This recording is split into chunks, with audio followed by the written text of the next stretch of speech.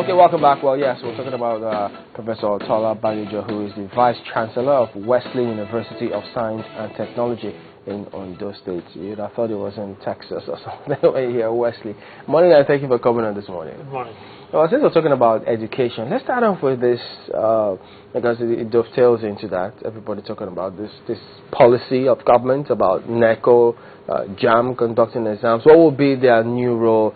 And everybody think, I mean, yes, it's been talked about, but the education sector, if this were to happen, what would it change? Would it affect anything from your perspective? It will definitely affect a lot of things.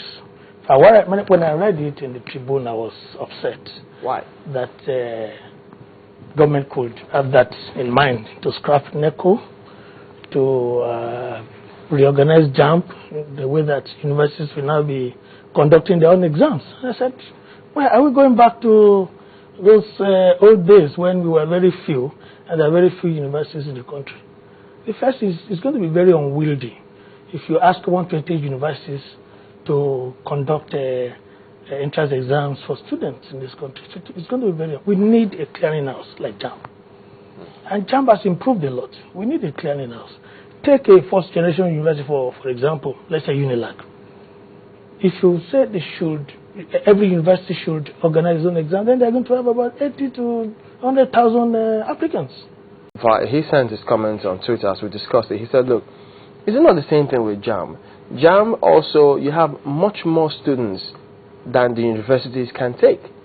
And JAMB knows this, but they consistently maintain that policy. So what would be different if the universities were to toe that line? The difference is that the child, the student now, will have to take as many forms as possible. That's what I'm trying to say. JAMB is okay as a clearinghouse. There are so many qualified Nigerian students, prospective students, who do not have a space in the university. So JAMB is there to streamline. It's a pity that we have JAMB. In some advanced countries, we don't even need JAMB. But in a country where you do not have enough facilities for qualified students, then you need to do some weeding. That's why JAMB has come in. And when a student should just take one form, pick 3 choices, and let the universities now screen for them. It's a very interesting perspective coming from the Vice Chancellor of the university, because a host of people would have thought that, hooray, for the Vice Chancellors, they can now directly pick the kind of students they want, conduct their own exams. There will be no need to do post-UMEs or post-JAMB exams, as they always do. Or is it that you want JAMB to exist? I mean, conducting his own exams, then you can now select your pick from the ones the JAMB has cleared for you. Is that what you're looking at? Please remember that even under the present situation where there's JAMB, the universities still have the opportunity to pick. Exactly. Through post-UME. You described JAMB as a clearinghouse. Are you saying that if sifted, as it were, if a million students are going to apply for university education, JAMB maybe trims it down to, say, 100,000, then universities can continue from there? Is that what you're looking at? What I'm saying is this. Take, like I said, a first-generation university. A university like OAU, for example, will be able to cope with just 36,000 students post-UME than 100,000 students for the real exam. That's what I'm saying. It will be so unwieldy. When I was at that level, there were just 5 universities in this country, and you could afford to take forms for each of the. In fact, on some occasions, there will be a clash, and you'll be picking which one do I attend and which one do I do, and all that.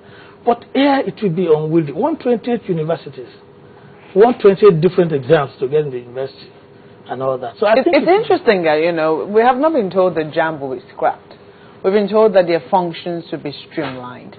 Do you think that there is a way that, we can streamline? Because another professor was here some time ago, and she said that she still sees a role for exams. She still sees a role for JAMB in the conduct of exams, even if universities would do it by themselves. That role, that streamlining, already exists. For example, I read it that, so if a student is admitted in 3 places, then JAMB nullifies 2 of that. They still do it now. JAMB does it. When your first admission is the valid one, because many students get admitted because they tried their luck, but the first admission is the valid one. Everything is computerized, and once the name comes, as it says, no, you better go and reject this admission before that. So I really don't know what JAMB will be doing if they're not organizing exams. I don't know what they will be doing. All these streamlining things, they're all there. I don't know if you know that the valid letter of admission for any undergraduate now is the one issued by JAMB, not by the universities.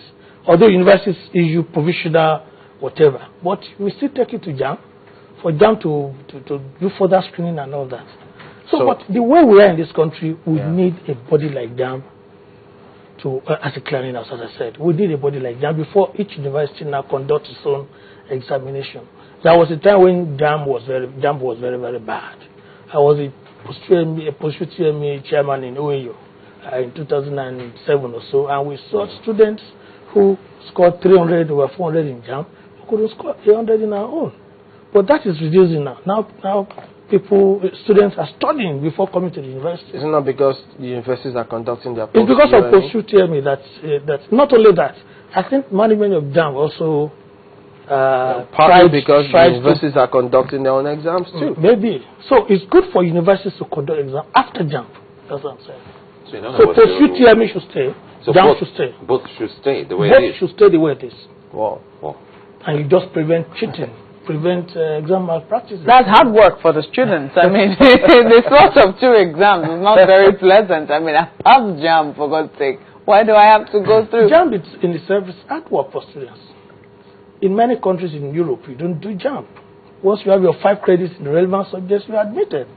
But this is a country where we do not have enough universities or enough provisions for taking care of university students. So even the ones that we need to do something further to screen. Your fear, your major fear, you've said is that it's going to be unwieldy, and the JAMB acts as a clearinghouse. Isn't that because, I mean, if you don't have a challenge, you don't brace up to it.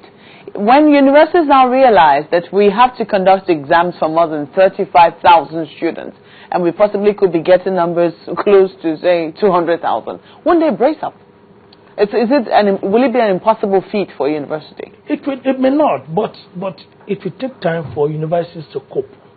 Do you know when they conducted exams last?